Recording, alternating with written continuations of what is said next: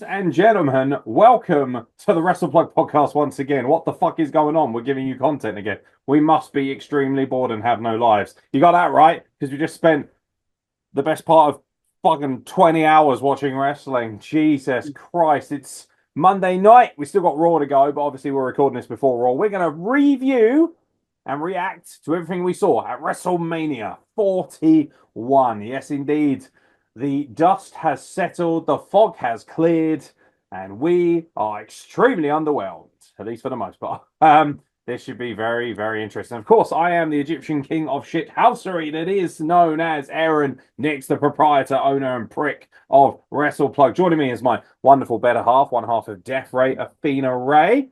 Hi. Hi, oh my god. My god, I'm a woman and I watch our wrestling. So yeah, she'll just continuously disappear because for some reason she cannot stay in the shot. And of course, joining us is a man who regularly disappears whenever it comes to someone searching his hard drive. It's the man who puts the wood in Bollywood, ladies and gentlemen, the Indian assassin Tanvir. This is the minority pod. The minorities are back. The ethnic minorities are ruling the WrestlePlug once again. Legit, Egypt, Kenya, and India represent, fam. We appreciate that. Yes, indeed. So, Tanvir, of course, you watched WrestleMania as well, all of WrestleMania 41. Yep. Of course, we watched it together. I fell asleep during night one briefly and then managed to drag myself back in. So, as I get the card up, Tanvir, how you feeling after WrestleMania? Don't obviously spoil how you feel about the matches, but in general, what's the feeling mentally after WrestleMania 41? How do you unpack all of that? Very underwhelmed. If I had to give it a rating out of 10, it's a solid down the middle 5. It's a solid 5 out of 10. Love, like I can't give it higher than that because it was massively underwhelming. Yeah. Yeah, it's kind of how I think a lot of people feel, but we're going to unpack it in detail and also get some points that other people have made as well along the way. So we'll start with night one. Obviously, the show opens with Jey Uso versus Gunther, the World Heavyweight Championship matchup. Jey Uso defeats Gunther. I think we all kind of expected that. What does surprise us is the fact that Jey Uso taps out Gunther in 16 minutes 30 in... Well, I mean, I've got very, very, very strong opinions on this match. So we're going to go to you first, Tanvir. Your overriding thoughts, of course, of Jey Uso capturing the World Heavyweight Championship. What you thought of the match overall, the storytelling. Did it live up to any kind of semblance of build that it was given? It was all right. I still think the best match out that they've had was still the King of the Ring match from last year. But I think I enjoyed the match for what it was. The biggest issue was the finish because it just made little sense. I mean, if you take into account that Gunther did to Jimmy Uso the sleeper covered in blood, so like full circle moment, but it just doesn't make much sense. I'm happy that Jey won, but honestly, I'm not happy where it goes from here. I mean, all right, Captain Disappear. You are really struggling over I'm there, really aren't He's like struggling the with it. TARDIS right now. There's probably a lot of John Cena references here. You could have waited till then to like start disappearing. There she goes. There you go. So well, maybe she's just doing a Homer Simpson trying to back away slowly. What do you think? Like, you're obviously going to champion women's wrestling, not just because you're a woman, because you're actually really invested in that. So, but you've watched Raw and SmackDown pretty much religiously with me since we've been together, which has been for a fair while of, a fair amount of time now. You can tell, by the way, she's just mentally beaten down over time. And that's why she keeps fucking disappearing. I'm literally staying still. Sit forward. There we go. It's uncomfortable. It's uncomfortable sitting next to an invisible woman, is what it is. Thoughts on Gunther versus Jey Uso? Mid. Mid card. So underwhelming. The ending. It literally my reaction when it happened was, "Is that it?" Like he taps out that easily.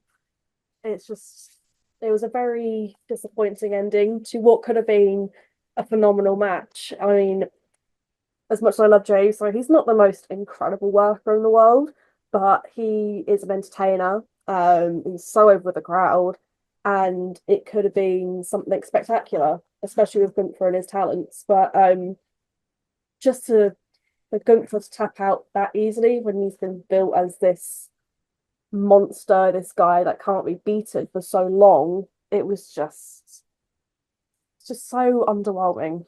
Yeah. Yeah, it's so underwhelming that Tanvir didn't even pay attention to your fucking diatribe for the whole I time. am. He's too busy typing away. Probably looking at hentai, which No. is that's what he does. He likes his It, art. it was a mid match because this is the fourth time we've seen it in about the space of what, like 8 months or something like that. Also, once again, the winner of the Royal Rumble, he doesn't main event WrestleMania. The World Heavyweight Championship opens up one of the nights of WrestleMania again, just like it did last Yeah, year. that's true. Which immediately says to me, I don't see any credibility in this belt if I'm running WWE. Like Gunther turned it into the workhorse belt. I think it's probably the most lackluster title change. Last year, we had Damian Priest cashing in after CM Punk had got involved. It still Yes. felt like somewhat of a big deal, even though we didn't like the fact that Drew got stitched again and just basically had to suffer throughout. At least we're kind of like, do you know what? Fair fucks. And also, Seth Rollins and Drew had a much better match, in my opinion. Jey Uso, I think I'm starting to realize.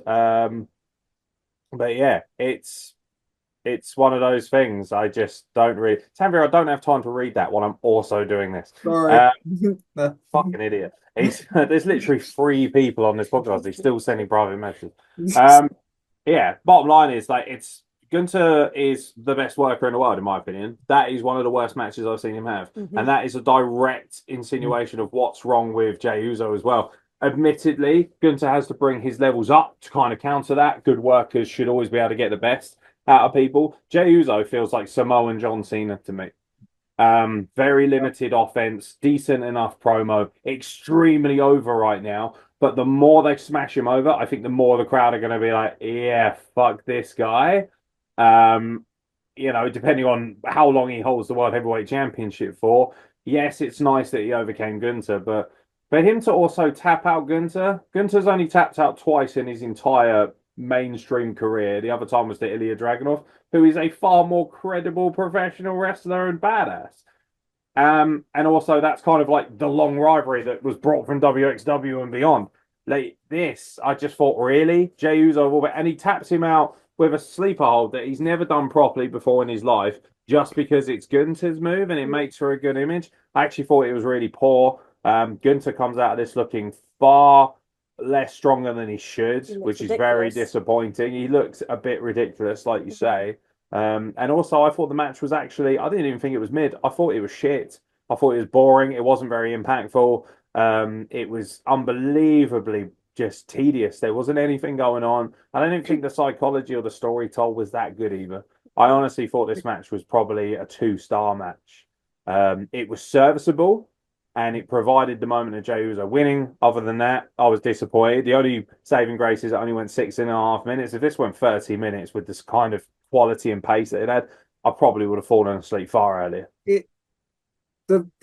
It reminds me a lot of WrestleMania 35, Seth Rollins v Brock Lesnar, because that was Royal Rumble winner, the Clash of Styles for the Universal title. It reminded me a lot of that, but with this, it just came across as very flat. Of like, okay, Jay's won the belt, but also where does Gunther go from here? Because now he looks a lot weaker.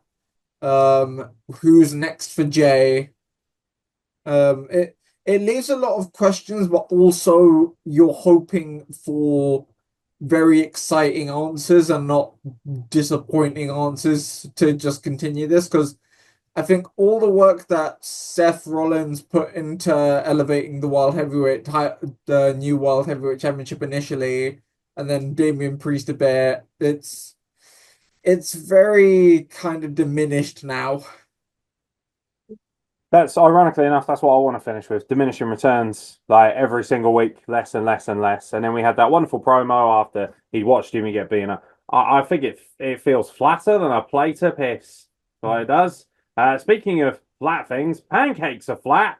And the New Day used to love pancakes. And that's our transition into the New Day becoming the brand new WWE World Tag Team Champions after beating the War Raiders in again an extremely. You want to talk about mid? This belonged on the top of the second hour of Raw on a random rainy night in Sacramento. This has no business being on WrestleMania. I really love the War Raiders. I like the New Day's prestige, but this match was fucking boring. Just the reason why this match was on Mania was because of the whole TKO was TKO. And the moment it said like this match is sponsored by Clash of Clans, I'm like, and that's why it's fucking here. Like it makes The so War Raiders look like cartoon characters, Mara. like, And they come out dressed like shit Vikings.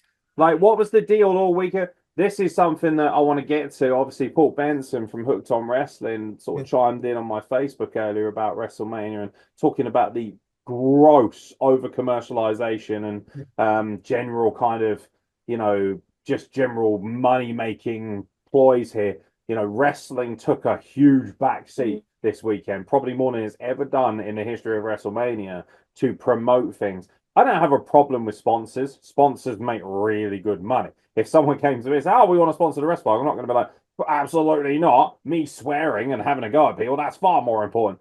No, it's a business. But to sacrifice the core principle of what your business is built around solely to sell a product leaves a bad taste in people's mouths. That's exactly what happened with not just this match, all of them. This was the first glaring problem of what ended up being, and especially on the second night, it was worse. I thought on the second every match was a sponsor, wasn't it? Pretty much. Yeah.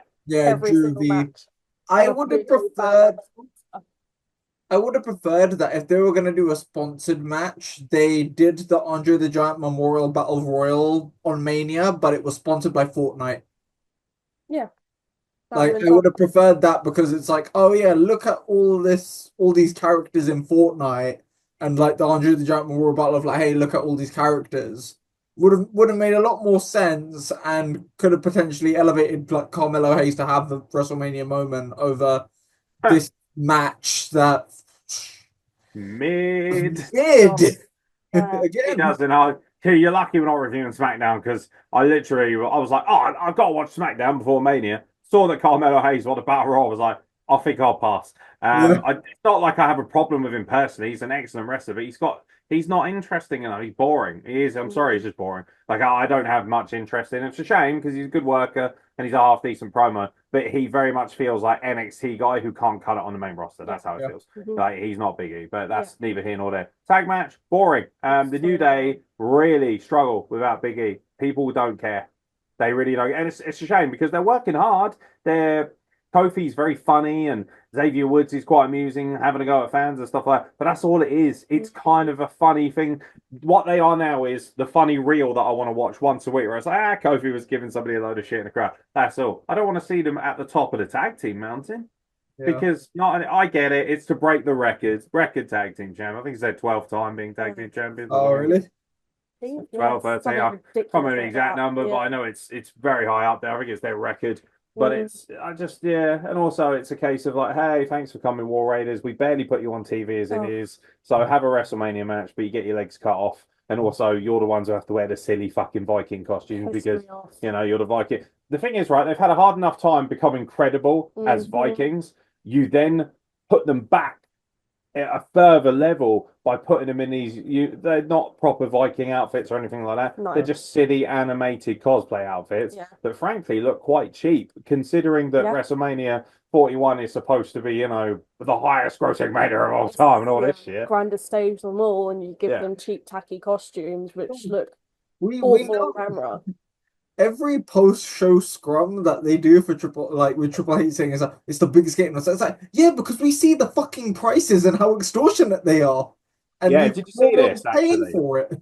Yeah, on a quick side note, so I was listening to Jim Cornette's podcast, and I thought I'd do a little bit of research based on what he said. Yes, I listened to Jim Cornette, Cry Me a River. But I was, interestingly enough, they reckon, including travel, accommodation, food expenses, a family of four, it would have cost $10,000 to go to WrestleMania this week. Jesus. That's a standard ticket as well. I'm not talking like front row. That's just, your average ticket price if you round out the average of everyone there. 10 grand for a family of four, 2 adults, 2 children. That's fucking disgusting. You're pricing, but the thing is, there's more and more. You could tell just by looking at the crowd. And by the way, shittest crowd I've seen at WrestleMania for forever.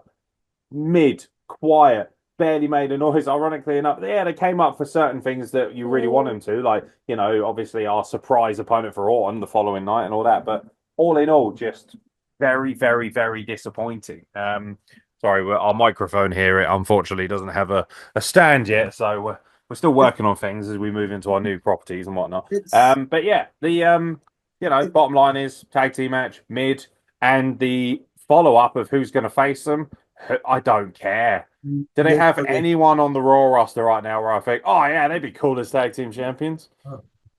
American made. Ugh. Yeah, but they're heels, aren't they? So Yeah. they're not probably going to go after the New Day, No, they won't, 'cause they're which heels leaves as you with well. what? Legado del Fantasma? They're heels. Corinne Ludwig. Oh yeah, LWO maybe. Oh I just, God. you know what makes I made the argument to you, didn't I, the other day? Because we like watching NXT, and by the way, Stand and Deliver was amazing, by far and So away much the highlight of better. the weekend. Yeah. Absolutely incredible. Like that saved the whole weekend for me as a wrestling fan. Mhm. I'm already Fraxium. fucking Fraxium. pissed off now. Hey, Fraxium. yeah. Yes. Yeah, Oh possibly. my God. But at the same, yeah, maybe that's why they took the belts off of them, and also because Hank and Tank are better. Just saying. By the way, shout out to Wrestling Inc. for a shit article saying that Hank and Tank winning is stupid and doesn't make sense. Like, follow the product properly, you fucking morons. Shut up. Pisses me off. That's just poor, especially from a dirt sheet that's supposed to be credible. Yeah. And I normally like some of their articles, but when I read the things they love and hate, yes, it's an opinion, but it's a bad opinion. Pay attention. Poor And also, go back and watch the pop when they won. Stupid. They're so over, and also they're entertaining. My apologies that they don't do 100,000 flips and nothing else and work on a Wednesday night. If I you're love watching meat. this, love you. They're not watching this. But I love big That's meat. adorable. men. I can take if you're watching this. They're not watching this. But yeah, they are my favorite tag team in the world right now. I think they're fantastic. But yeah, like the bottom line is, yeah, mid, don't care, really don't care. And then the night just continues to be mid-ish. Like so, Jade Cargill versus Naomi, right? Oh, It's only 9 minutes long.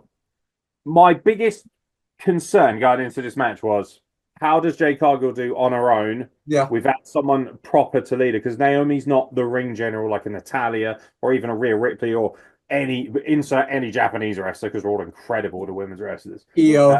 Naomi's a great worker, but she's not somebody who puts matches together. You can just tell that by the way she works. And I thought, oh, is this going to be good or is this going to be shit?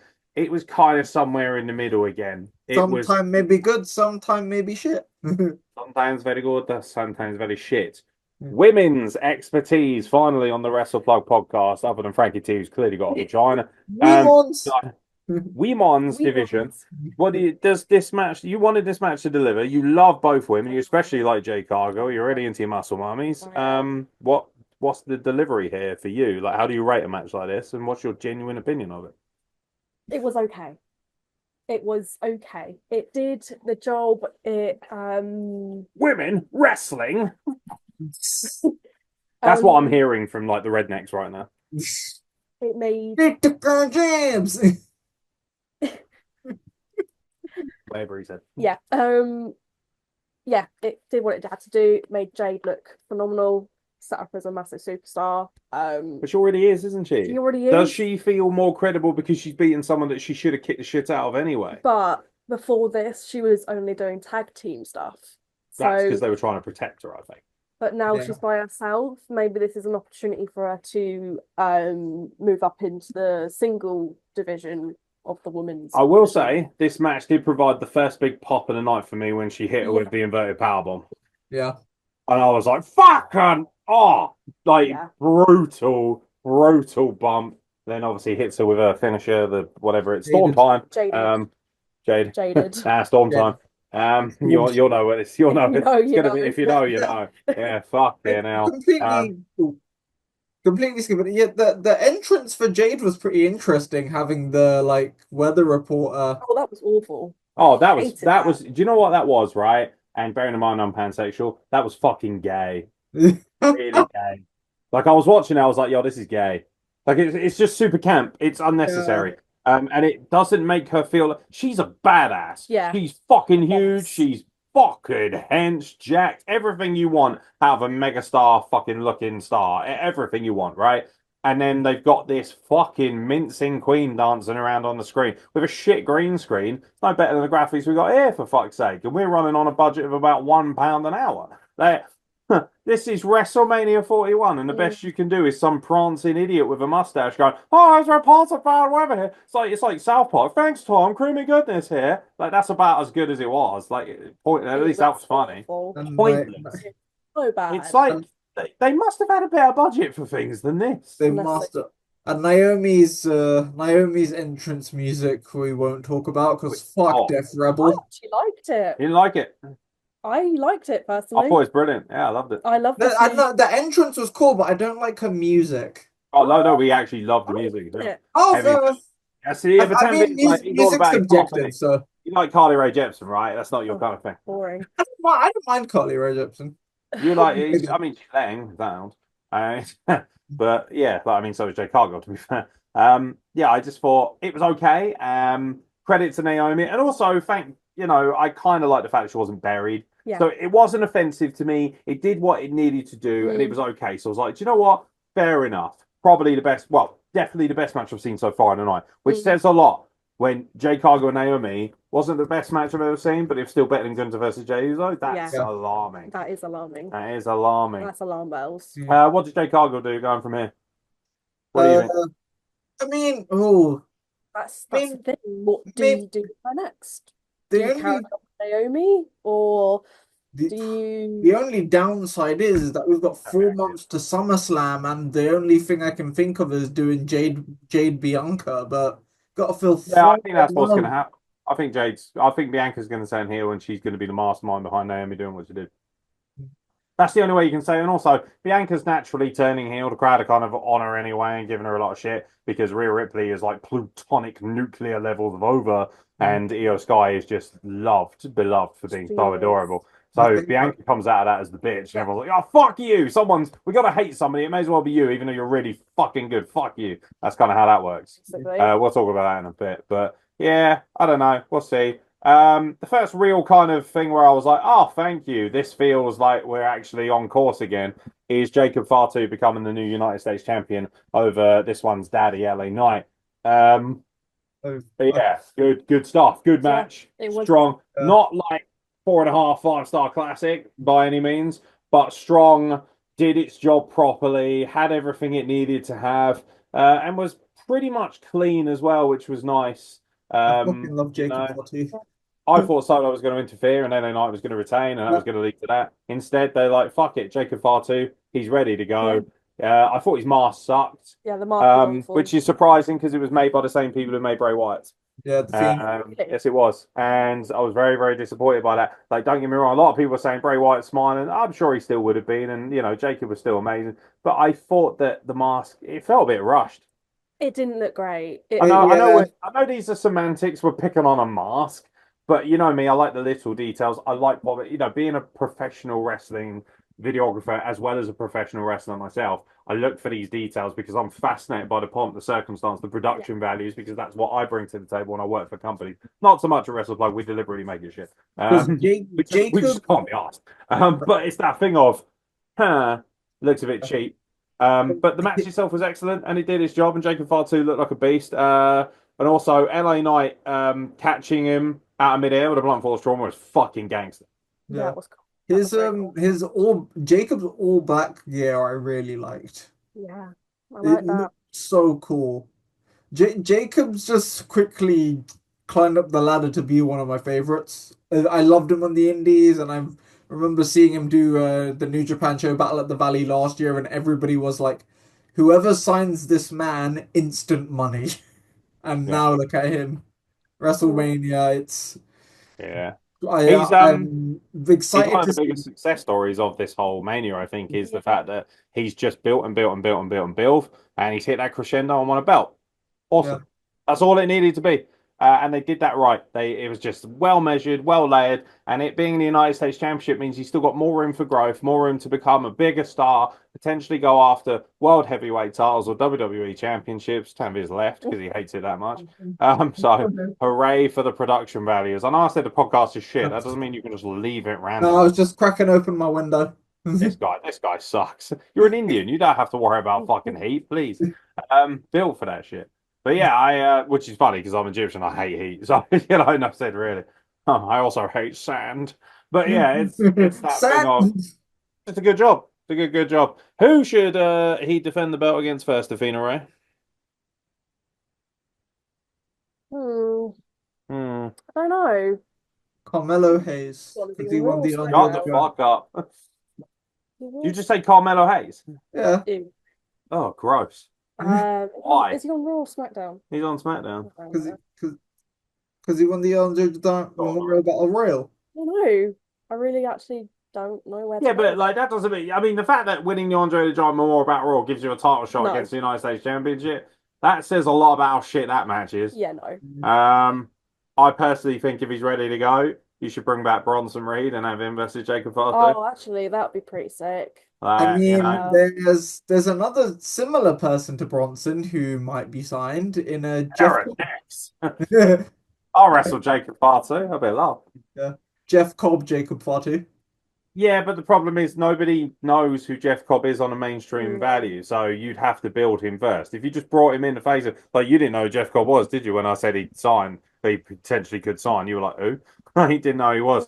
Yeah, he's one of those. Don't get me wrong, amazing wrestler, and if I show you his stuff, you'll love him. I guarantee it. But it's that thing of, unlike Jacob Fatu, who the only reason he was more over is because of his second name. He's part of that dynasty. So he comes in immediately with, you're part of this. So we immediately take you seriously because you're part of the Tongan Samoan family group. Whereas Jeff Cobb, it's like, cool, he's one of the, he's the king of the islanders. He's awesome. But he's very much for the minute niche fan base. I watch New Japan every week. So I love Jeff Cobb's work.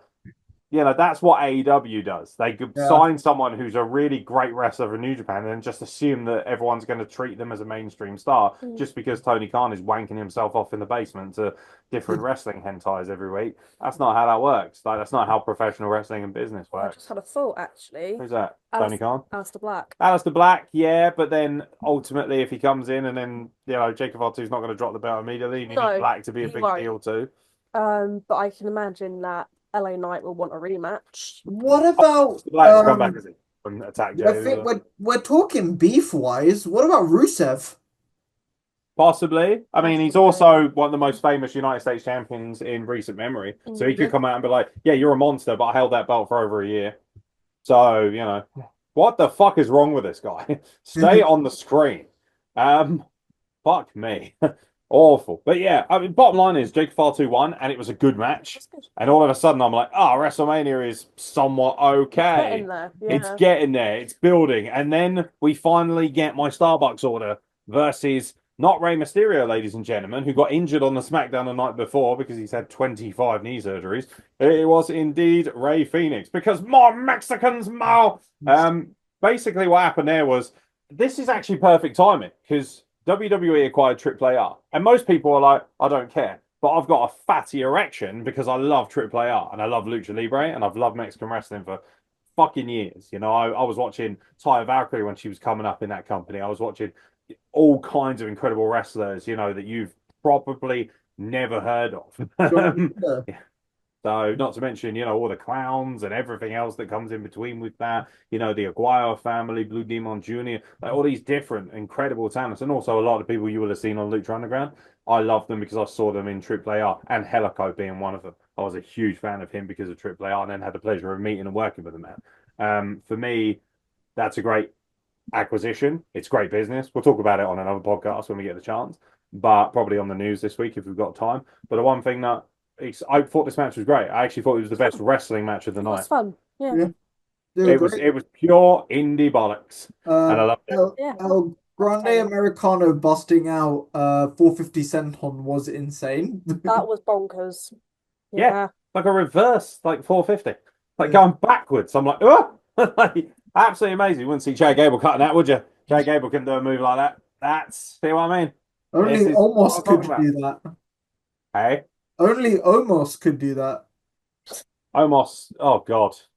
Could you imagine? I hope he never comes back. Isn't he like the Noah tag team champion or something. So that was the whole thing, that everybody loved him in Noah and he was genuinely doing some incredible work. Well, they don't And have many 7 foot black guys running around in Japan, do they? Let's be No, real. let's be real. and then relinquished, and then it was like, oh, I'm going back to WWE, so relinquished the title. Haven't seen him since, so it's like, just Maybe dude. they're teaching him how to wrestle because he is basically Black Gonzalez. He was great for the little bit he was doing in Noah. It was really good like work he Yeah, was but you doing. wet your pants over anything that happens in Noah. Like No, no, no. this I is like this like is I the Japanese wrestling I aficionado. like Noah, but like I'm more New Japan like as a but I find New Japan boring as shit now. it's Can't. it's gotten bad. It's gotten Yeah, it bad. has. It's actually got really bad. It's because all their major stars got pilfered by AEW and then became mid-carders. Yeah. But that's neither here nor there. Whatever. Great match. Fun Yeah, match. fun. Yeah. Ray Phoenix loses, but it's okay. Like, he cheated. He had the Yeah. loaded mask. Ray Phoenix for me, although I'm loving the fact that I'm getting to see him on WWE television and I'm really happy for him, his value will come in being tagged up with Penta eventually, which is probably going to happen sooner rather than later, I think, because the tag team division badly needs a credible tag team threat. Yeah. The Lucha Brothers should pretty much steamroller everyone else. Yeah. We completely skipped over Vikingo kicking El Grande Americano at the start of the match. Most random thing ever. El Grande Americano goes over and starts a fight with Vikingo, who then enziguris him for no reason. I'm excited because Vikingo is fucking mental. Yeah. Mental. Yeah. So we're going to see, he's going to come in and people are going to be like, this guy's fine. Although I'm worried WWE might be like tone him down a little bit because he is that insane athletically. Like, he puts Ray Phoenix and Penta to shame with how good he is athletically. But he's the perfect guy to bring in. One thing I'm excited about is how they can finally have a really strong Latin influence, a proper one. They feel a bit tokenish at the moment. Yeah. Now, Yeah. all of a sudden, Andrade, for instance, Andrade should come out as like a mega heel and be like, I've brought the whole of AAA with me and start attacking the roster. Make something really strong out of it. And also, what better time they always say that wrestling is best when it imitates the politics of the real world. Mexico and America, Donald Trump, a lot of heat, there's a lot of tension there. Fucking play off of it. Yeah, why not? You know Dude. what? Like, give them the potential. You know, if Andrade comes out and says, I'd rather build a wall around this scummy place because I'm sick of looking at it, people are going to lose their fucking marbles over there. So I was getting like loads of AAA tweets like on my feed after that. Did you see how AAA explained it? JBL bought the company. It's Allegedly. really like JBL brought AAA for WWE. I'm like, it was JBL who did Yeah, it. because nothing says Mexican American relations like, I'm gonna ticket you creepy Mexican. This is a guy who literally had a promo during his rivalry with Rey Mysterio where he was attacking Mexicans trying to cross the border in New Mexico. Go back and watch it. It's on YouTube, on WWE SmackDown. He was attacking immigrants. I think bonkers. The big step here is what did they do about Alberto Del Rio? The big step is getting over the border, mate. That's what they do.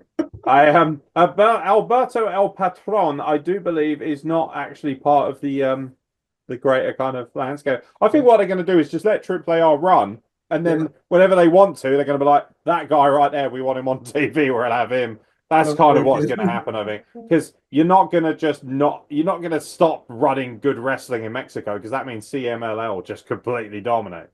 Like, which admittedly a lot of people, I don't know, it depends who you talk to. A lot of people, I always prefer AAA to CMLL, CMLL, but bottom line is CMLL. It's a quiet taste, just like AAA is, just like New Japan is, just like Noah is. I prefer AAA. Some people prefer CMLL. That's fine.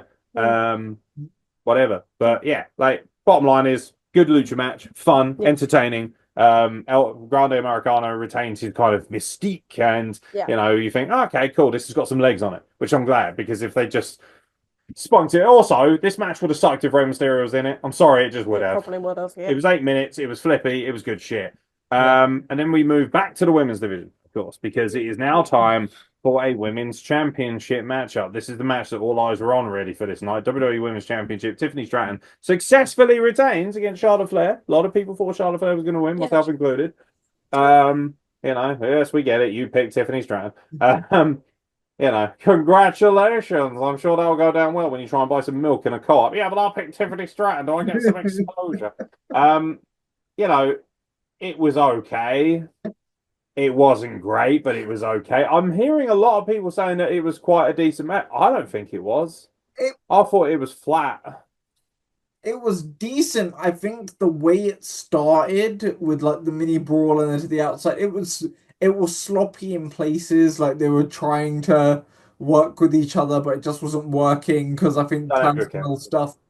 I did not. personal stuff leaked in. It was okay for what it was, but I think a lot of people were expecting more. That like expectations were so high for this that it didn't quite meet them. So that's why people. It was okay for what it Yeah, but was. were they though? Like in the build up was terrible. It was one of the worst build ups to a women's title match in recent memory. It was very bitchy, very catty. It really set women. They didn't look like women's wrestling stars. They looked like reality TV stars having to go, yeah, fucking, you've got divorced 3 times. You're a dumb bitch. And Yeah, oh my God, TV time. And I'm just like, what are you doing? You are two incredible women's athletes. Mm, And like Tiffany Stratton looked overall slightly better because she just didn't cave in as much. Charlotte Flair just completely lost her head in the yeah. whole rivalry and just bottled it, which is sad to say as one of her very bigger sad. fans. And Tiffany Stratton just came across as a bit of a pussy hole at the time, especially when she fucking launched that, took that divorce jibe and then rolled out of the ring and ran away. And I'm like, where are you going? You're the face. Yeah. Dumb. I want your opinions on it. It was very disappointing from a women's wrestling fan and as a women's wrestler. Yeah, it was the build, like you say, was awful as it was anyway. But going into this, I was thinking, oh, they're going to blow the roof off. I mean, the promos beforehand, yeah, they were sloppy, but perhaps they'll, when they actually get in the ring and fight, it will be spectacular. You got Charlotte Flair and this 25-year-old girl who is basically becoming the new Charlotte Flair of this generation. She's the same age as me. She's a role model. It was very Like exciting. Bailey, Like Bailey, yeah, but exactly. not as good. But not as good. Nobody's as good as Bailey. It's just so upsetting to see this because I adore Charlotte Flair, and yes, she looked lost most of the time, dare I say. I do feel like Tiffy was carrying the match most of the time. Yeah, Um, she's a better athlete. I think that's fair to say. whereas Charlotte is, a vet in this instance. Is it unfair to say that Charlotte looks quite unhealthy and unwell at the moment? Like I Uh, know, I don't want to be one of those fans who take shots at people's appearances, but she looks tired. she does She look looks exhausted. exhausted, and it's not me being like a cunt. It's like I still think she's beautiful, but I Yeah, don't care that she's had whatever. You want work done, that's your body, your choice. It's called autonomy. Grow up. yeah. I know America has a problem with that because they're trying to fucking force women to give birth at every possible opportunity, especially in Deep South. Oh no, I alienated 2 of our 5 listeners. Huh. Whatever. But I'm sitting here thinking, wow, you look tired, you look uncomfortable, you look unhappy, you look like you're actually really struggling. Yeah, She comes out in that interview and says that she's depressed, she's struggling, that it's hard for the whole world to see her fail in a marriage again when she's already failed before, especially with wrestlers, and then everyone feels sorry for Andrade. There's rumors going around with absolutely no no no, proof. there's no proof, there's no kind of backing to say this, but the rumors going around that she cheated on Andrade, which just sounds like internet fans are making Yeah, stuff up for the sake Yeah. of it. yeah, Like, even if it's not, it's none of our business anyway. exactly. And it's that thing of like, I actually don't think you should be on live TV right now. I think you need I think she time to needs look after yourself, a really. mental break. Yeah, Yeah, I she feel looks, very sorry for her. I've seen mental breakdowns. She does not look happy. Yeah. It it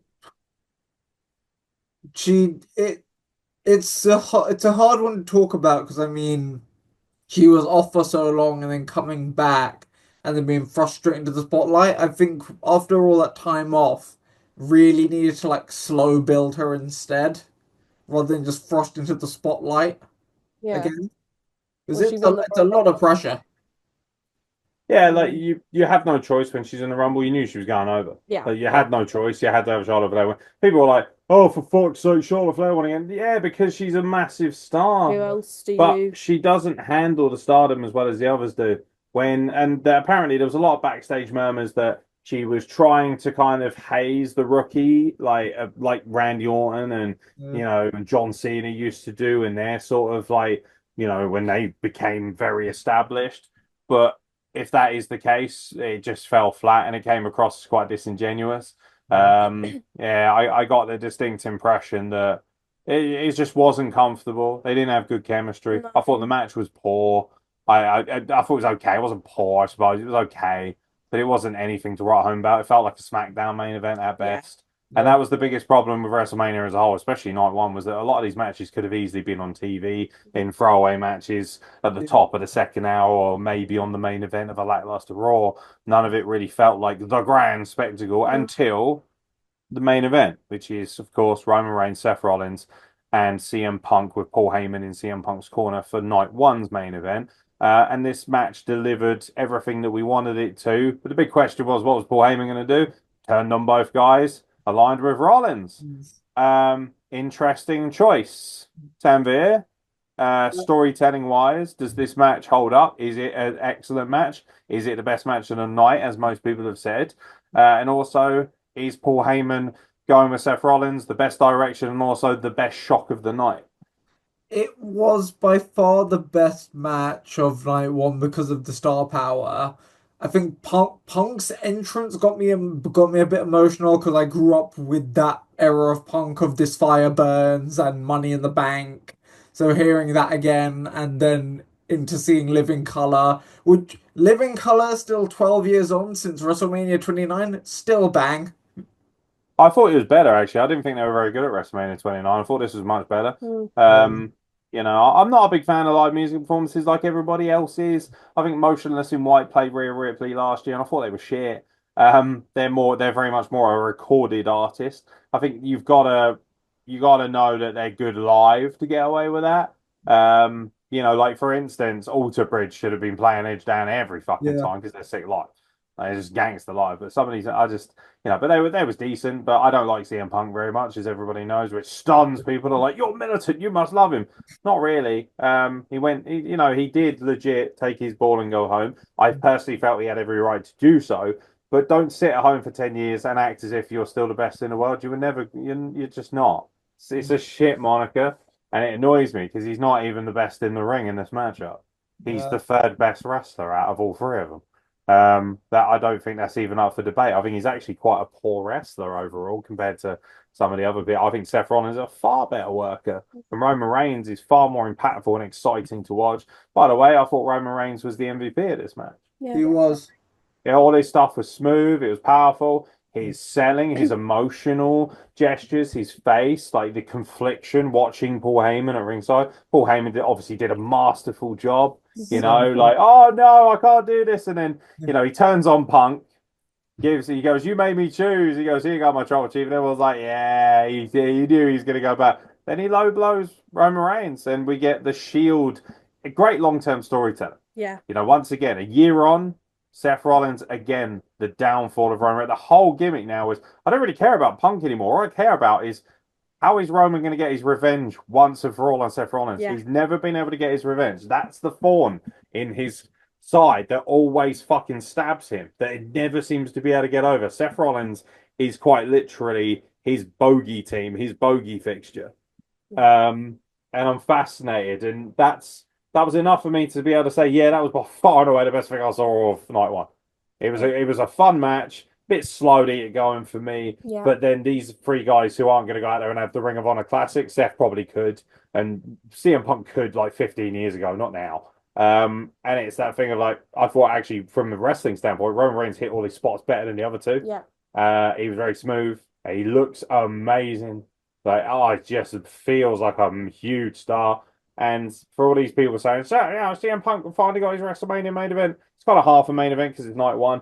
And also, whether you like it or not, it's a big deal because Roman Reigns is in that match. If you take Roman Reigns out of that match, nobody cares, and it ends up being a Raw main event, not a WrestleMania main event. I mean, same with Seth. You could say with Seth by the way of like you take Seth out of it. I mean, if you take Seth out of it, it's still a big deal because it's Roman Reigns versus CM Punk. Yeah. But if you take Roman Reigns out of it, nah, because we've seen it on Raw. I don't think Seth Rollins has enough cachet. Definitely more than CM Punk, especially now. But again, I have to ask you the question, especially does does Seth Rollins need like Paul Heyman in his corner? I don't think so. I mean, it's an interesting turn of events. It certainly makes it, you know, gripping. It'll make people want to tune into Raw. They'll know what the hell was that about. But that's going to Why open did he Raw, do you it? imagine, don't you? Yeah, why did Paul Heyman do this? But from, a storytelling perspective and from Seth Rollins, he's already a fantastic promo. He doesn't need anyone really One of to the speak best. for him. So why is Paul Heyman going to do this other than just the story and, the turn of Paul Heyman on his tribal chief and his best friend CM Punk? That's why Paul Yeah. Heyman was added to Brock Lesnar because he added value to Brock Lesnar. Mm. Brock Lesnar was a wrecking machine, but he was a terrible talker. He had a ludicrous voice, So very much in the same way, I'm surprised that Paul Heyman never ended up with Bobby Lashley. Seemed like a perfect fit. Yeah. Whereas Seth Rollins is on fire. His promo, on SmackDown in the build up to WrestleMania was incredible. Everything he's done has been amazing. And I'm It's thinking, been fantastic. I think it's cool that Paul Heyman's aligned with him, but then I'm also like, how long's that going to last for? Yeah, because like I say, we already said he's a fantastic promo already. Does he really need someone to speak for Like him? Paul Heyman turning 60 this year as well, and he's sitting there thinking, how much longer before he gets just that bit too knackered to be on the TV on a regular basis? That's the thing as well. Maybe this is his pathway to part-time retirement, maybe. Yeah. Maybe because then he doesn't have to be on TV as Yeah. much. But yeah, I'm sitting there thinking, it's cool, great match, great in the moment. But at the same time, I'm also like, cool. Well, now what are you gonna do? But WWE, they have every chance to prove me wrong or show me this is what we're doing, you dumb bitch, and do something really fucking cool tonight. There's certain things where you hear the phrase "I'd let them cook," and I think with this it's like, okay, let's see how they go with this. Of like, let them cook with this. Like, let's see. Mm, we'll see. A decent end to a very flat night one. Yeah. I said it was flatter than a plate of piss. I maintain that. It I was, thought overall very boring. I'd rate that a 4 or 5 out of 10. yeah. Like the main event was pretty good. El Grande Americana was fun, but nothing to blow you away. And most of the matches were incredibly lackluster or didn't live up to the hype they should have. Tiffany Stratton versus Charlotte Flair should have been a worldie. Yeah. Ended up being extremely boring. Yeah, just overall a very poor night one. The only other match I could think of that was pretty decent was Jacob LA Knight Fatu. and Jacob Fatu. Yeah. The rest was just Meh. And even Yeah. that, like as good as it was, could have easily main evented SmackDown. Yeah, Like that's true. again, it felt like TV matches that have been elevated for no reason, except for the main event. That You know had what it felt its like? grandeur. It felt like it felt like a Saturday night's main event, but slapped with the WrestleMania sticker.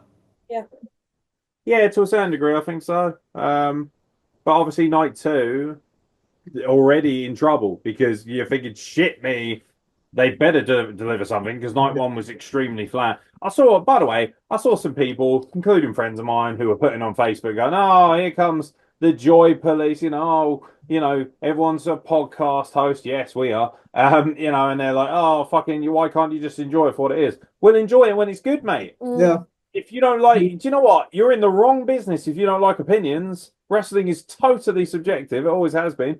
And if you enjoyed WrestleMania Night One, more power to you. Like because I found it tedious. So if you found that fun, God, your nuts are going to explode when you watch WrestleMania 40 back. It's Christ.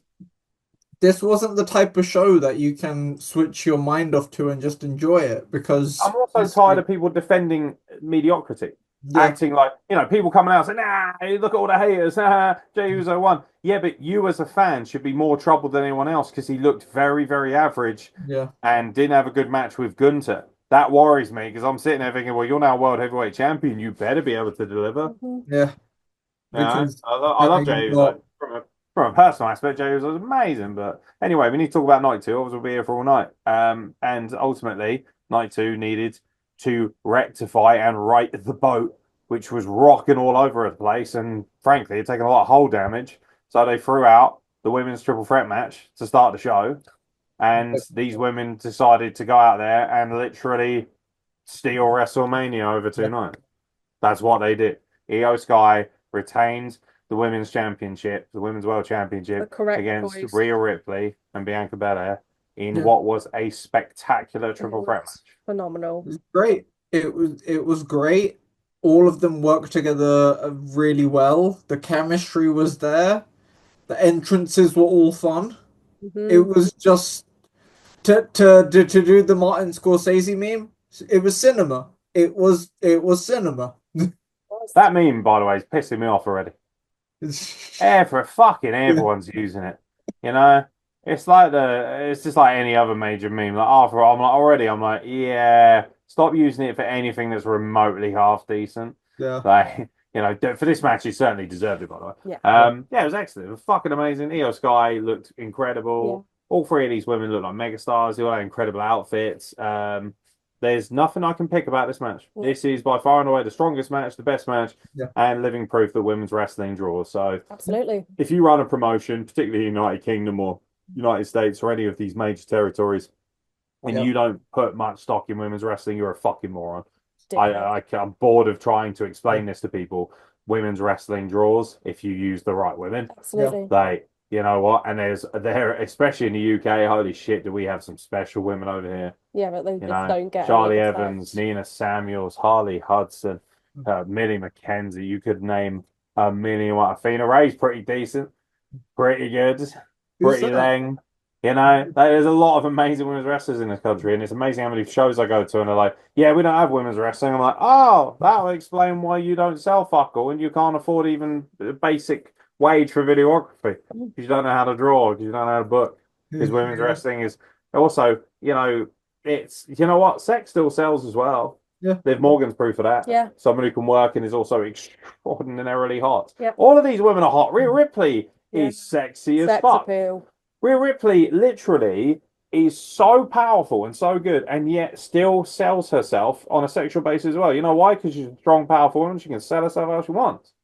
And people are just like, oh, you see, you hear Zoe Stark coming out, and she's, I don't know if it's a gimmick, probably is, because she doesn't strike me as somebody who would actively go out of her way to bury women's talents. But she's slagging off women, saying, oh, too many women are showing their ass and all this sort of stuff. I heard Mickie James come out in an interview this weekend saying that the one thing she hates most about women in mainstream wrestling is, and I thought, kind of the pot calling the kettle black. I remember you at WrestleMania grabbing a woman's fanny and then licking your fingers.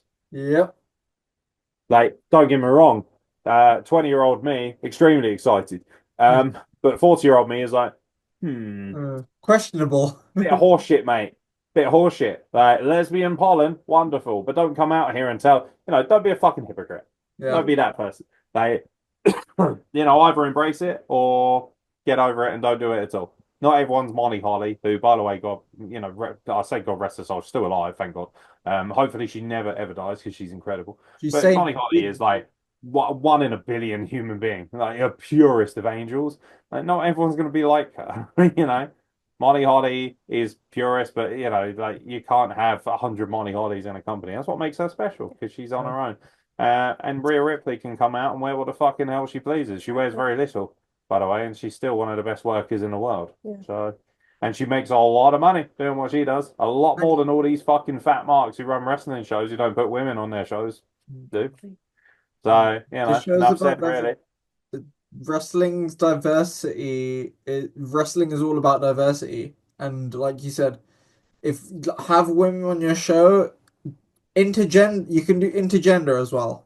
Not in WWE, you can't. Yeah, not in WWE, but I mean, like, independent wise, of like you. So I mean, I've been pushing for this for if you want to put me versus my missus, by the way, we'll kick the fuck out of each other. Yeah, we would. I'll kill her.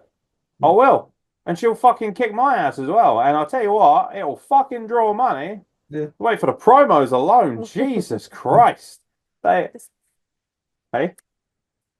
You didn't do the dishes. She's trying to disappear. Like she's like, get me out of here. But bottom line is like, men versus women, it draws. And when I hear people, like the laziest argument is when people say, "Oh, it promotes domestic abuse." No, it doesn't. What we do is consented. We consent to getting in a ring and hurting each other Literally, for a living. it's We our consent to what we do. Don't fucking tell me what domestic abuse is, especially if you haven't gone through it. literally. Like, as somebody who has been in an extremely domestically abusive relationship for many years and been abused a lot, fuck you. Lazy opinions because you're a fucking coward and you don't know how to book it properly. Come at my DMs and I'll fucking put you in your place, you fat cunts. We How about spoke. that? We Yeah. spoke. Yeah, shut up, Tanvir. I'm talking. No. Yeah, carry on. No, because we spoke about this before of like talking about like most viewed matches on like YouTube at one point. The most viewed match I think is still Tony Storm v Timothy Thatcher. The fucking mate, the internet is ablaze right now over Kanji versus Jordan Breaks, who, by the way, are both amazing wrestlers and amazing human beings. If you want a good intergender match, from Lucha Underground, Chelsea Green versus Penta. What about Io Sky fucking mixing it up with the men in that company as well? Yeah, Penta via Black Lotus Triad. Exactly. Like, and also the pop when Nia Jax went in the men's rumble. Yeah. The pop when China was in the men's rumble. Yeah. The pop when Rhea Ripley beat the shit out of Akira Tozawa on Raw. Yeah. People actually do want it. It's just that a load of archaic dinosaurs who literally still fucking eat spaghetti and bolognese with a knife and fork. These kind of people, like, they just, get in the fucking bin, innit? Kind of people who go down to fucking Pizza Express and demand a knife and fork to eat their pizza.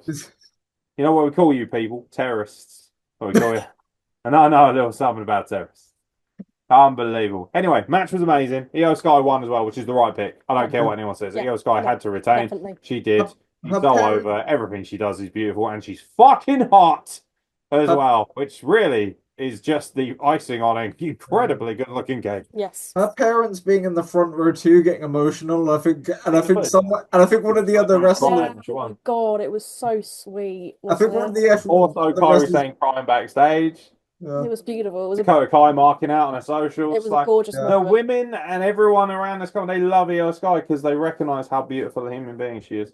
Someone truly special did something truly special at WrestleMania. Absolutely. It's by far and away the highlight of the 2 nights is this match and Io Sky winning. Yeah. 100. The thing I expected to be the least good is this Sin City Street fight, and it surprised the fuck out of me. It was so fun. It was just actually fun. very fucking good. Fair play, boys. Happy to admit, totally wrong. Going into this, I thought, why is Drew McIntyre facing Dominic Cruz? No, I was miserable as fuck.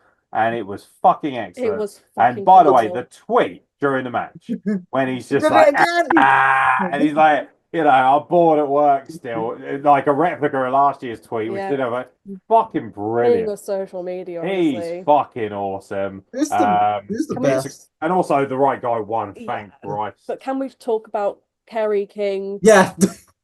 Player. Can we talk about that, please? Can we just go and see him live in Bristol? Yeah, literally. That was probably the most amazing entrance. Both entrances slapped. Of like when I saw.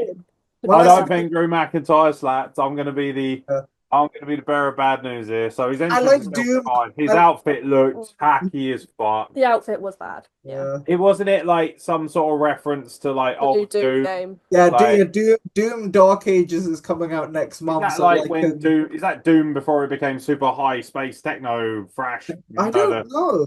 They look old school in it. Yeah, it's like a I think it's meant to be like a prequel. Again, rampant commercialism. That is the Christ. One thing. Like one of these matches was sponsored by Dude Wipes. What the I can't remember which one that was. This is how fucking stupid Americans have got. They need to be sold wipes for their assholes. Literally. Do they not know how to use toilet paper? Don't get me wrong. I will say, as a connoisseur of the butt wipe, I very much enjoy wetting one's anus before wiping properly. It's quite enjoyable. You can get these lovely, like, delicate, soft wipe. Even you must have partaken at some point as a lady. Like, obviously, women have enough problems with feminine products and, them not being affordable. And everyone's going like, oh, you're so fucking woke. No, I'm just actually a human being and I'm not a fucking loser like you are. Women should have rights to their products just as much as we do. I just fucking the rampant commercialism. Yeah. Jesus Christ! Like, Drew McIntyre, you want to dress up like a shit Halo character in Doom? Oh, all right then. Fucking, he made it look as good as he possibly could because he's a fucking beast. But yeah, like Damian Priest definitely had the better entrance. Yeah. He had the fucking Kerry King for fuck's sake, who by the way is 60 years old. Yeah. The I think he's musicians are 65. insane. Musicians are crazy like that. Yeah, well, he's fucking Ketman's a hell of a drug, isn't it? Jesus Christ! All right, get me on some of that, baby. You man is aging. What the fuck's wrong with these Illuminati? Oh, but bonkers. Bonkers. If I disappear from this podcast, you know why? Like, because Kerry King's boys sent themselves after me. Like, nah, mate, he looked incredible. I just, yeah, I just. Oh, also, shout out to the juice box. Fuck was that?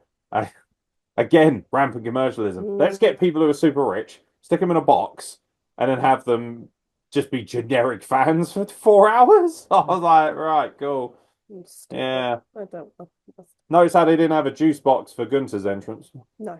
No. Say what you want about that. I just got it. Yeah, thank you. Tanvir is definitely getting on the deep end here. He's getting tired, bless him. But yeah, it was a good match. Also, the Claymore kick into the chair was sick. Yeah. It was smoke and mirrors. Like, realistically, probably didn't touch him, but it just looked gangster as a spot. It was fun, it was entertaining, and it was everything that I was not expecting it to be. Well done, boys. Very strong, very good. And Drew McIntyre, once again, going out there and getting a good match out of somebody who, frankly, I've lost interest in. And I'm thinking, Mania's doing well. Can he keep the momentum going with a fatal four-way for the IC title? The correct answer is yes. This was fucking Loved awesome too. I This loved slaps it. so hard.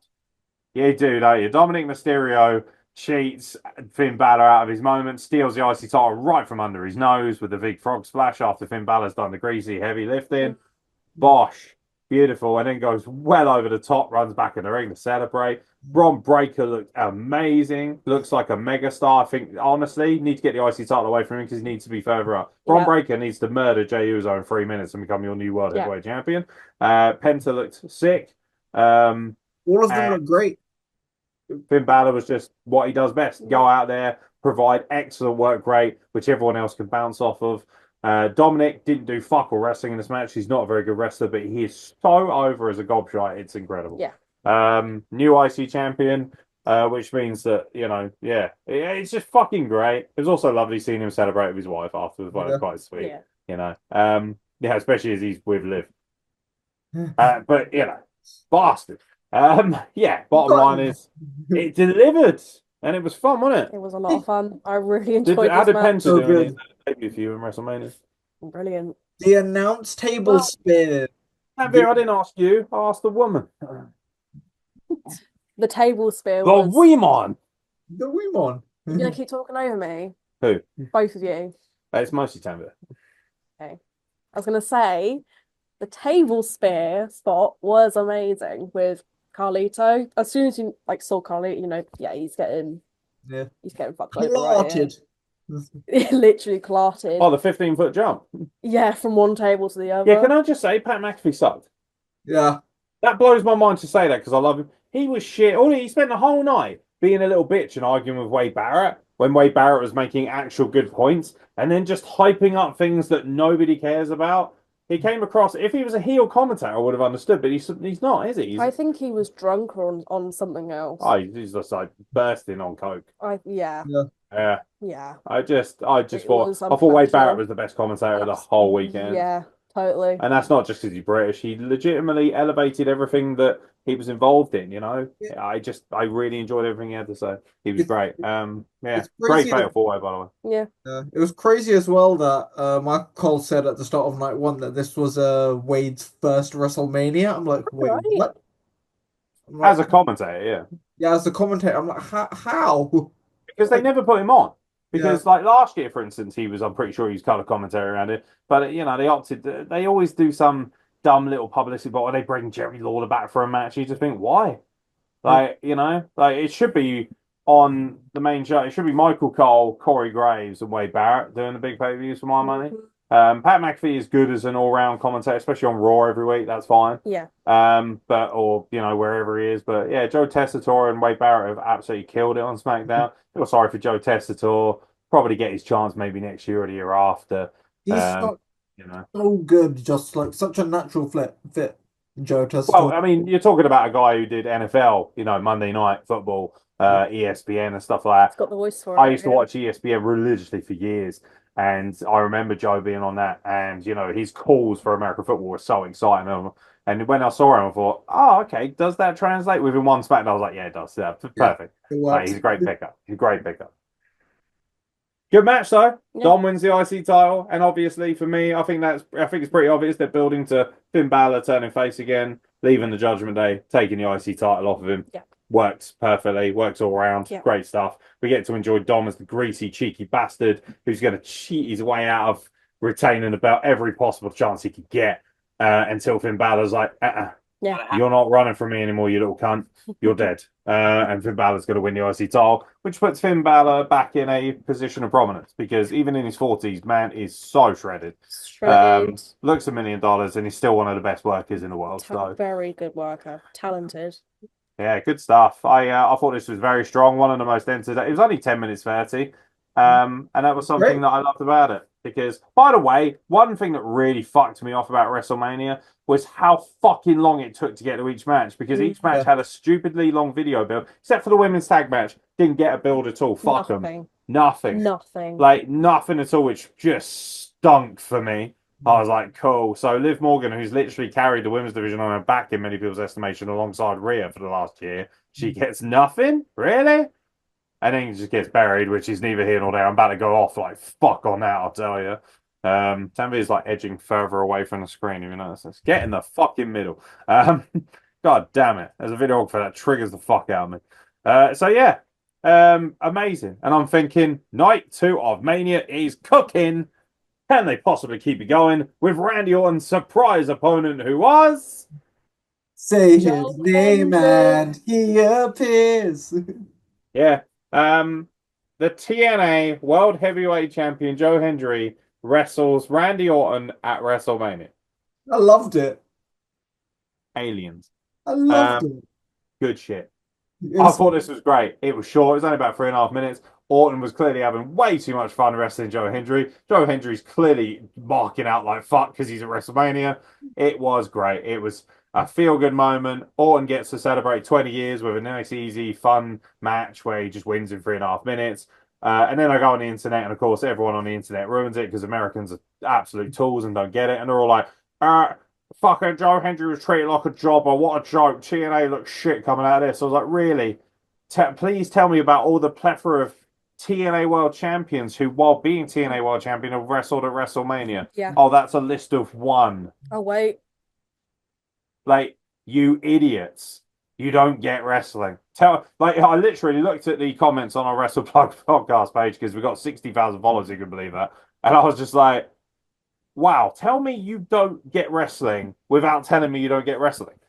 Like, the TNA World Champion got 3.5 minutes in the ring with one of the all-time great professional wrestlers in Randy Orton at WrestleMania 41 and was over like Rover and got the biggest pop of the night in front of 62,000 people. But you think that's a bad thing because you're a fucking idiot. Please stop watching wrestling and go and watch Home and Away reruns because you're very... Also, I looked at the profile pictures of some of these people and I just thought, Jesus Christ, the kind of people who would get a criminal record for sticking a ferret up their bum, Like, you just thought, oh dear. The Jay Millers of the world. Like the Frankie T's of the world. Like, and I could say this because Frankie T's scared of me. He won't put me on his show because he knows I'll kick the fuck out of him in front of his, 40 fans? Pussy hole. I just think, whatever, mate. Like, to be honest, if you put me on a show, you might actually draw some people. But, it's neither here nor there. Hopefully you'll do a good job of it. Wrestling. Make sure you batter that fucking Mark you got. Who's that idiot you're wrestling? Oh, what's her name? Don't make it too. It's the Duchess. It's the Duchess. By the way, that was so tacky. What was his name? That was so cheesy. Oh, Come on, you're God. better than that. No. You're better than that. Yeah, I'm wrestling the Duchess. She's Not anyone wrestling. cares, to be honest. Yeah, I don't know. Famous for going out with somebody Pass else. the I mean. duchy to the left hand side. Just a bit. Doesn't like me. Hey, well, not after you just slagged off the Duchess. We do love the We do Duchess, love the really. Duchess, Yeah, really. yeah. Her partner. Yeah, he's a bit. What a fucking jobber. But yeah, bottom line is, even Tanvir in his floating chair, he knows. Tanvir, why are you side on now? What is wrong with you? Just turn and look in the middle, you fucking goober. Hit on my nerves. I want to kick this guy in the dick. Bottom line, honestly, look, just because your ex is pregnant, don't mean you have to be a goober. Jesus Uh, Christ. yeah, I know, we're going all in on this podcast. Nobody watches this anyway, so I don't really care if they're offended. Honestly, I don't give a fuck about you people. I just want to go to my allotment and make vegetables with my beautiful wife to be. I don't give a fuck about I'm you. Oh, going a bit delulu right now in I my know. bedroom. Do you love me? A bit do lally. Fucking cheese. So yeah, this was fun and entertaining, and I enjoyed it. And Joe Hendry was over like fuck, and then even Autumn was like, He oh, a was little bit having of camera fun. action. Oh yeah, it was fucking great. How could you not like this? It was a lot of fun. You've got to be a joy thief not to like this. It was so It was much great. fun. It was Loved brilliant. Loved it. Great segment. Yeah, great. And I'm thinking, okay, night two gets it. We're gonna get a really, really good night two to make up for night one. It's gonna be fucking awesome. I'm so happy. Oh, what's next? And then, Full AJ yeah, and Styles. at this point, I'm like, oh yeah, here we go. Because I've been itching for this. Because for me, Logan Paul is the best heel in wrestling right now. Cry me a river. He's so over as a dickhead. He's getting more heat than Dominic. Although Dominic stole, I think, some of that heat back. They're going back and forth. It's like that.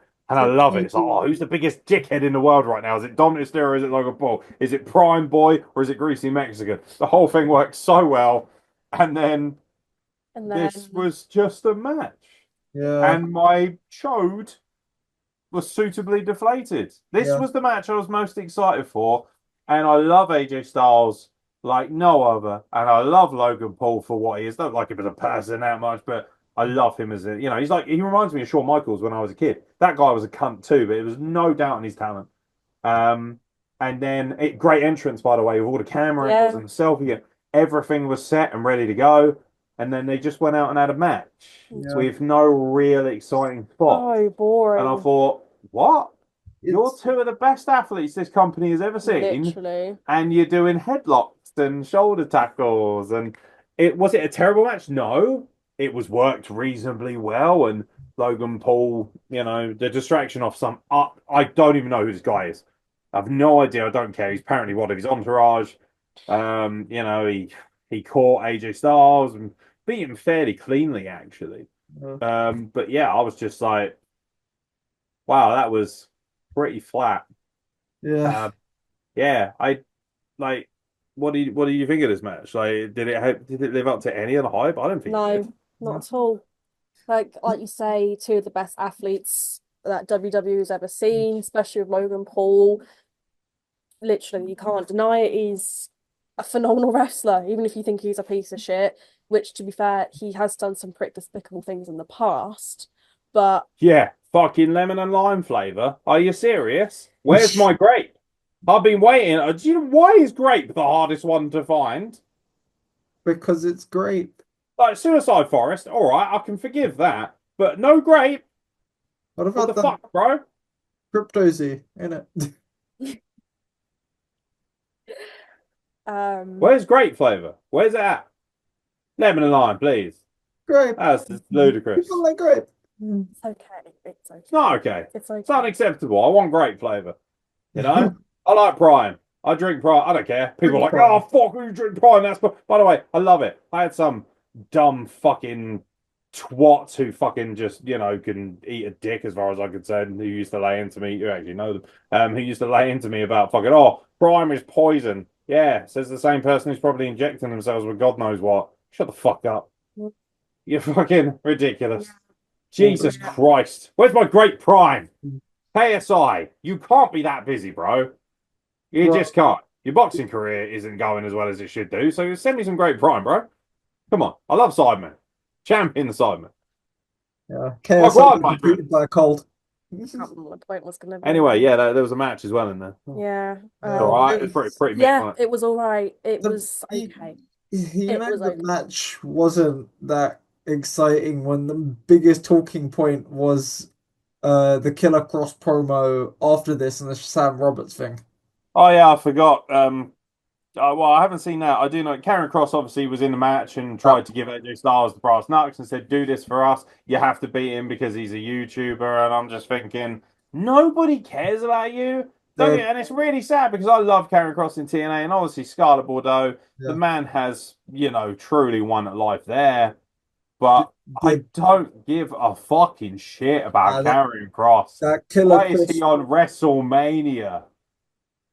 The promo that he dropped, everyone's like, okay, now you need to seriously do something with him because it's arguably the best promo of the year so far. It was that fucking Was it? good. Oh, I have we'll not have to seen go it. back and watch it then, won't we? Did you say he did it with Sam Roberts? Yeah, I can't be that good a promo then because that guy sucks balls. Sam Um, Roberts, yeah. but yeah, Logan Paul won, which is what we all expected and knew was going to happen. But I thought the match was flat, It was and I boring. was really disappointed. And this is where I thought, uh-oh, WrestleMania is going to piss me off Yeah. because coming straight out of it, I mean, it's probably best to watch it Yeah, we'll afterwards, not watch it now. after, but I'm Um, just getting it up. yeah, because that's a shit TV. But yeah, the bottom line is the tag team match was up next, the women's tag team titles, and I knew who was coming. Yep. I knew she was coming. Uh, Whoa. don't give a fucking shit about Leprechaun promo. It's, Like bollocks, mate. Bad. This was like so they're in the death spot, right? They're right before the main event. It's John Cena and Cody Rhodes. Everyone's waiting for that. Liv I've, Morgan and Raquel Rodriguez have busted their asses to make the women's tag team titles relevant. Liv Morgan, literally, I will do unspeakable things for her. Like, yes, I know, babe. So please, let's roll back the tape and look at you when Rhea Ripley came out, and you were literally like, "Yeah, I'll smell her farts." Come on, bro. She's not. See what I mean? Not even a denial. you know Not even. Liv's wifey material because she got Dom chicken tenders and a PS5 of like He's obsessed with chicken tenders. He eats them every day. It's quite funny. But yeah, Wingstop tenders. Like, this match was focus because it's late and we need to go to bed. Bottom line is this match was shit. yeah, So Lyra Valkyria, who's going to be her partner? She's Irish, and there was an Irish woman with Seth Rollins the night before. Who could it possibly be? Come on. Really? Apparently Bailey isn't actually shoot injured. This is all just a storyline. I'm like, really? You sacrificed Bailey for this? For this skinny leprechaun to come down? Becky, by the way, Becky Lynch, the human being, wonderful human being. Love her to pieces. Amazing mum. It's adorable seeing her and Seth's little one on the interview stuff, and it's cute. And you think, oh, that's fucking beautiful. But as a wrestler, I am fucking still bored of you and your shit promos. She's not a good promo. No, And everyone acts like she is, and she's just not. no. Like, and it frustrates the fuck out of me. Yeah, wrestling's subjective, whatever. I'm sure everyone loves her for whatever.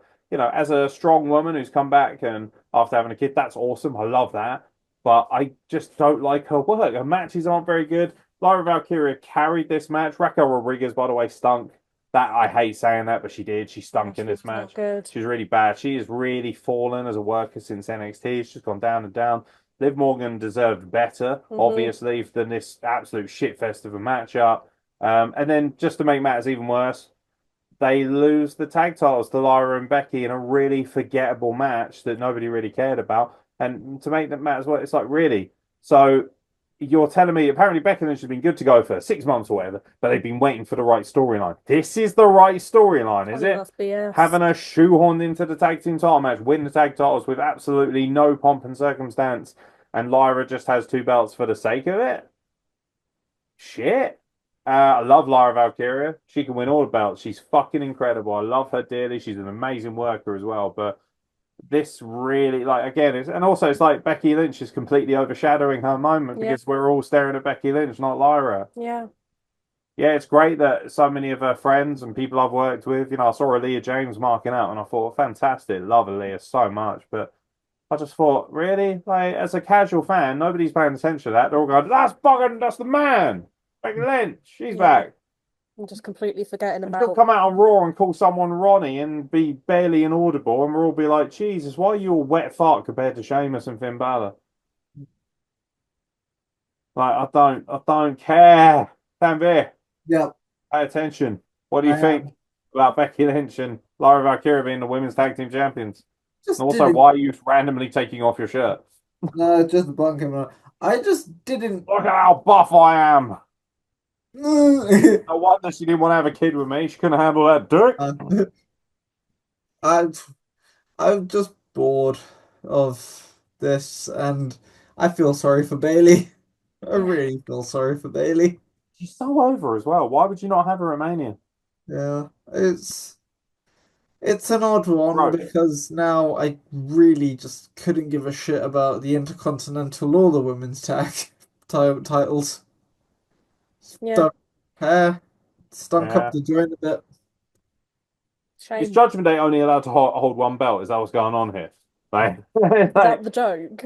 Might be. I keep them on them until, and also Becky Lynch and Lyra Valkyria. So now I don't get Liv Morgan and Tatum Paxley in the same ring, which is Erection City, by the way. Now I get Erection Killer Becky Lynch and Lyra Valkyria, who is admittedly rather tasty, versus Tatum Paxley and Gigi Dolin on this week's NXT, I and think I'm it's on like, NXT, yeah. I personally think it's a bigger draw having Liv Morgan and Raquel Rodriguez on NXT. No, because they came from an. I mean, I Becky and mean, Lyra everyone did as does, well, but but but it's that thing of like Becky Lynch doesn't need the tag titles either. mm, Just have her come back on Raw. Have her come back on Raw. She's gonna fuck it up anyway. Like, you know what? It's a really unpopular opinion. The women's division is better without her. yeah, It's more entertaining, and also Io Sky, Bianca Belair, Rhea Ripley, Tiffany Stratton, Liv Morgan, Lyra Valkyria. They're all better workers than her. Not necessarily better promos, but all better workers than her. Her in-ring work is average, and her promos are awful. She is probably one of the most overrated talents I've ever seen. Hmm. yeah. Not Yeah. her fault, obviously. She's going to be put in a position. But do you know what? She reminds me of some guy who was in the main event of the show. Oh, Mm. oh, yeah. Some guy called John Cena. John So, China. so we've had the match of the weekend for me was flat as fuck. The match that I thought was going to be a match of the weekend in AJ Styles and Logan Paul. It's fine. Then fucking the women's tag match is just an absolute afterthought and just kind of says, hey, we don't care about women's wrestling that much. Then the Mm. main event happens, and I think, okay, they've got to have something mad in their locker, right? Night two main event, John Cena and Cody Rhodes. It's got to be fucking bonkers, right? No, No. it's about, I don't know how long it was. Half an I think it was hour, like 20 36 minutes, minutes, it said. 21 minutes, 21, that was the other 40. night. It felt like fucking 41 minutes, It 40. was It very, dragged. very It was long. boring. Yeah. And also, fuck you if you're one of these fans who are saying today, yeah, but it makes storyline sense because John Cena said he's going to ruin wrestling. What, by having a shit match because he can't work? It was That's awful. not storytelling. That's just outright being a shit wrestler. It's just been crap, yeah. He can't bump properly. He couldn't hit anything on Caught him in properly. spots. You could, the amount of Yeah. times you caught him on live TV. You're in the main event of WrestleMania, and I can hear you audibly screaming, "Hit me!" and all this kind of stuff. You are such a hack. Like, you fucking also spray painted your nest egg much. Jesus Christ. Like, just trash. The This reminded entrance. me of 20 years ago. You know when they first really started hating Cena? After he won the WWE title, and everyone was like, fuck you, Cena. He went into the ECW arena and was getting Yeah. all that hate. Oh, ECW one understand. At least he was still, like, captivating and polarizing. This was just pathetically sad. Yeah. I actually felt really sad for Cody Yeah, Rhodes. did. Here's a guy who has carried this company in his back for last year, done everything you should do as a champion. Every match is excellent, has gone out there with people like AJ Styles and hung with them and had great matches. And then it's like, cool, we're entrusting you to drop the belt. We all knew Cena was going to win, really, didn't we? Yeah. Because they desperate to get the fucking 17 stink on him and get it off of Flair, because Flair's kind of gone off the rails lately with his wooings. But I'm sitting there and I'm thinking, this fucking sucked, Yeah. dick. It This was a It shit was so bad. match. I'm not coming away from this match thinking, oh, well, it served its purpose storyline wise. No, it didn't. He just had a really bad match. They had absolutely no storytelling element with The Rock. He wasn't there. Where was he? What was the point in him being the architect of Cody Rhodes' downfall? He can't be that busy. Honestly, like, Yeah. bullshit. It was shite. And yeah. then to make matters twice as bad, it's already flat. No one really cares. The match is bad. And then this idiot, Yeah. Travis Scott, comes waltzing down, takes 20 minutes to get down to the ring. He's literally rubbing himself off over. By the way, his music, not very good. Theme. Like, Cameron Anderson wanks himself silly over this guy, and I think, why? But then he also likes Drake, and I've heard that he's a bit dodgy. So Drake is dodgy. Yeah. I just sit here and I think, what is this? Like, and also Cody doesn't really, by the way, the cell, and Cody's like, get out the fucking ring, bro, because he's just laying there. He's like, fucking roll literally out. kicking Get him. out of the ring. You are making this look even shitter than it has to be. Poor If I'm Cody. Cody Rhodes, I go backstage and I go, well, that fucking sucked dick. Don't put me in a ring with that fucking loser again because he can't work. Yeah. John Cena, congratulations. Is he really the greatest of all time? No. Because he's won 17? No. People are like, oh, he's now the greatest of all time. What? In a sport where it's predetermined? I don't think so, mate. He's no Stone Cold Steve Austin. By the way, we haven't even spoken about the fact that Stone Cold tried to assault a black woman, which was a highlight of the night. It wasn't Yes. the black. Wasn't it? No, it was a No, white it one. wasn't. It was It's funnier when you say that though. But either way, Austin came down on a buggy before the main event to announce the attendance, and then just ran into the wall, and this woman went like a fucking stop motion idiot. Fucking useless. Stay on screen. Fucking useless. Oh. You're disappearing harder than that woman's fucking lawyer. Jesus Christ. Oh, fuck is it? Would you stay on the screen? Nightmare. Fucking nightmare. Yeah, Jesus. Like, just what the fuck? Austin comes down in his buggy. He's like 60. He doesn't believe in CTE, and yet he's trying to give fans CTE. What the fuck? Like, just so random. And Nick Khan's coming over to do fucking law criminal damage. And this was much more interesting than the main event. Yeah. Because it sucked. It was Terrible. Tanvir, you were mentioning before this podcast started about it potentially being one of the worst main events of all time. Main events of all time. Do you think it is? It's definitely up there in like recent memory. I still think the worst. Do you think Vegas is cursed? Because before this one, WrestleMania 9 sucked dick. yeah, the last Mania in Vegas was WrestleMania 9. The only other, is it the only other one? Or have Yeah. they had another one? Nah, it was this and WrestleMania 9 because I think that was like the crazy statistic. Just do it in Trump Tower, it'd be a laugh. I want a WrestleMania in Mexico, and I want the main event to be JBL versus Rey Mysterio with Donald Trump like interfering in the main. Yeah. Because that would still be more entertaining than watching John Cena, who looks like JBL when he's off his roid cycle, Literally. Yes. with a nest egg, and he can't work. So bad. This was so bad. I've just got no other words to say. It was just bad. This is like John Cena. One thing I will always say is whether I liked him or not, and I never really liked. I was never a fan because I like in-ring workers. I like my champions to be good in-ring workers, and people will say, "Oh wow, Stone Cold wasn't a great worker." What?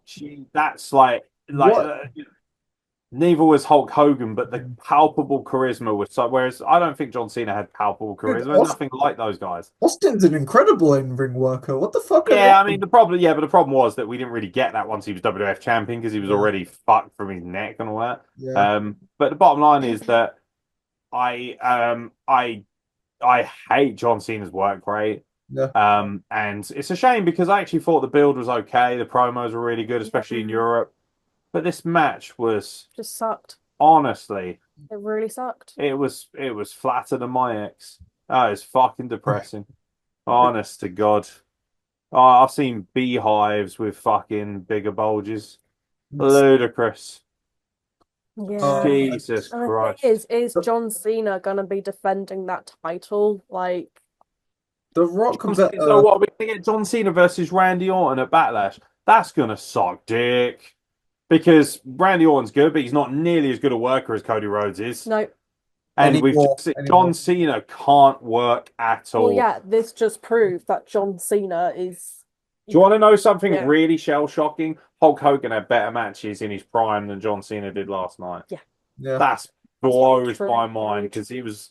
To be fair, Hulk Hogan, if he wanted to, could work, but only in Japan. But you know, like, fuck me, that was a bad match.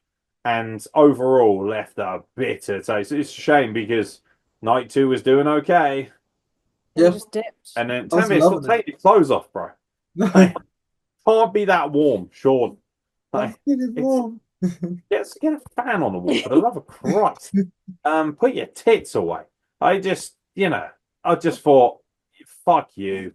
What a slap in the face.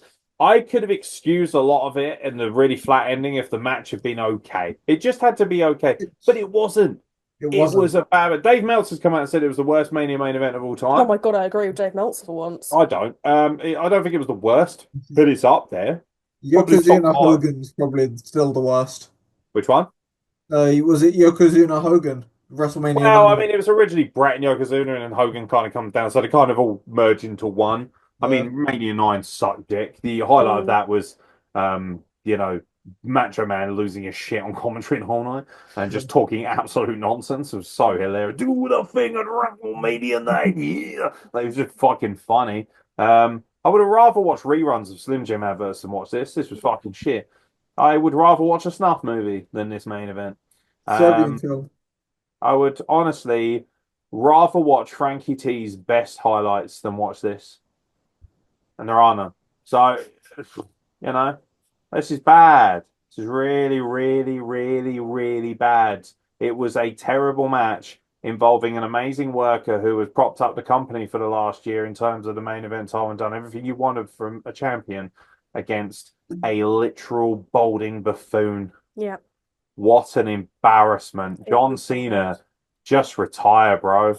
Yeah. If I'm John Cena, I come out on Raw tonight and say, that's it, I'm done. And I'm like, good, because that Great that fuck. match was an abomination. Yeah. You can't wrestle. You've never been that good a wrestler. No. You really can't wrestle now. You need to get that belt off of him ASAP. The people saying that this is good storytelling because he said he was going to ruin wrestling. What? So it's a good storyline to deliberately be shit? This is the kind of thing that makes people think might give AEW a go, and that isn't very good. So, but you know what? Can't deny AEW fans today. They're in their droves going, ha, look how shit Mania was. Yeah. They're not wrong. They're not wrong. Overall, Mania was a bit fucking wank.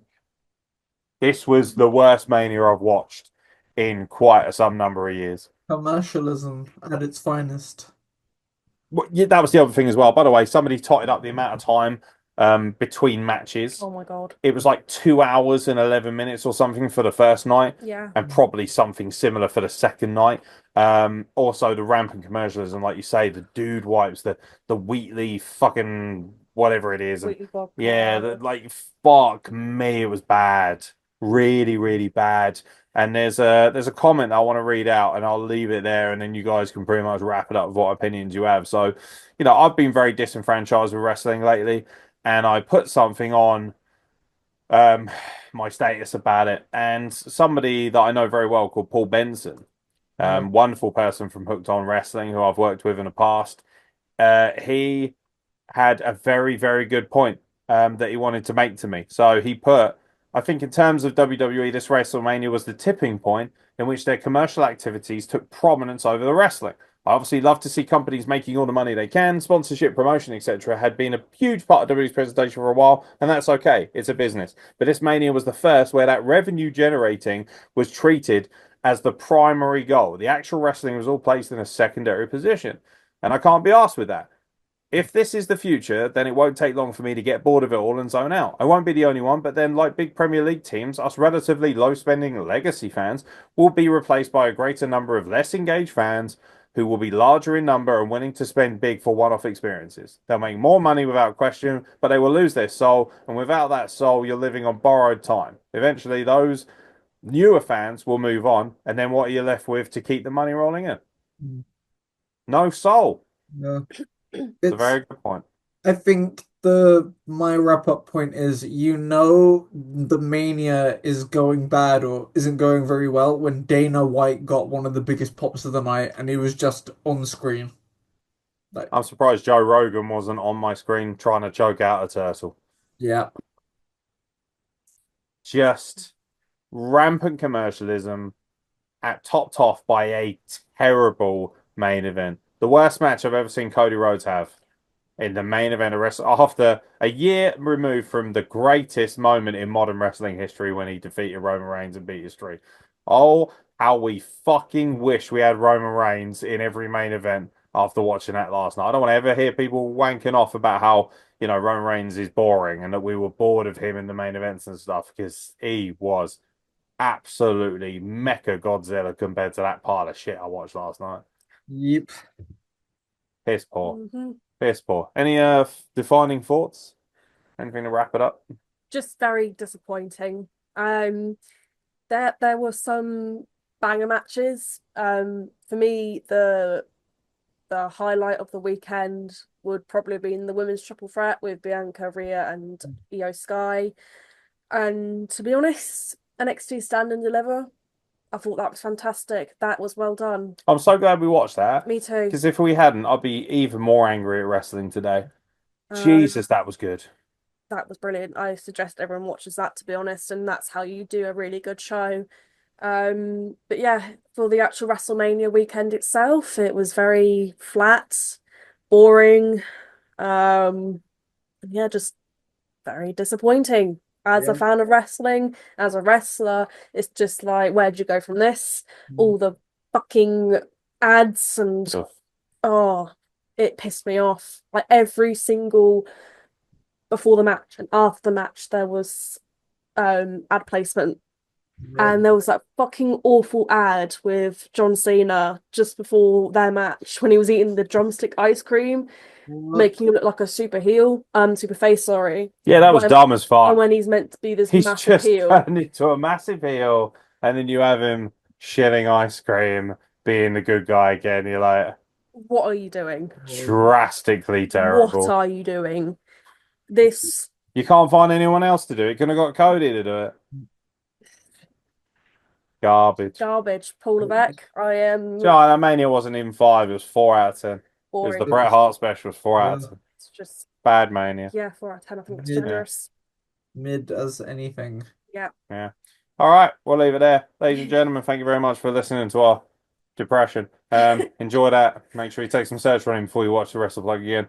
From myself, There's Aaron a X, plan. from Athena Rae, and definitely from Tanvir Verdi. Thank you very much for listening to the Wrestle Plug. We'll catch you very soon for more content.